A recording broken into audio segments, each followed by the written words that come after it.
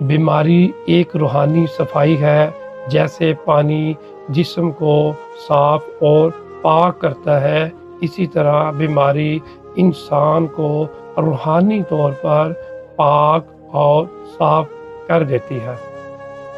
بیماری ایک آزمائش ہے، لیکن وہ مومن کے لیے رحمت بھی ہے۔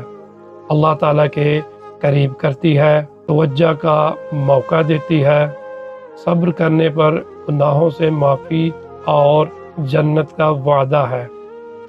اور یہی بیماری ہمارے لیے قیامت کے دن بخشش کا ذریعہ بھی بن سکتی ہے کہ ایوب علیہ السلام کئی سال تک بیمار رہے، سب کچھ چھن گیا، مال، اولاد، صحت، لیکن زبان پر شکوہ نہ آیا، صرف اللہ سے فریاد کی۔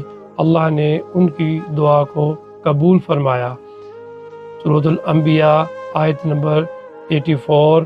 اور ہم نے اس کی دعا قبول کی، اس کی تکلیف کو دور کیا اور سب کچھ لوٹا دیا۔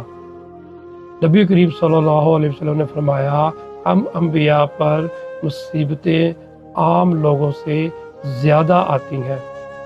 بیماری کے وقت شکوہ نہ کرے، بلکہ اس پر صبر کرے اور اللہ سے دعا کرے۔ یاد رکھے، اللہ ہمیں وہی دیتا ہے جو ہمارے لیے بہتر ہوتا ہے، چاہے ہم اس وقت کو نہ سمجھ پائیں۔ بیماری میں کثرت سے توبہ کریں تاکہ اللہ کے ہاں آپ کے درجات بلند ہوں اور کل قیامت والے دن حساب کے وقت بھی آپ کے لیے آسانی ہو۔ اللہ آپ کا حامی و ناصر ہو۔ السلام علیکم۔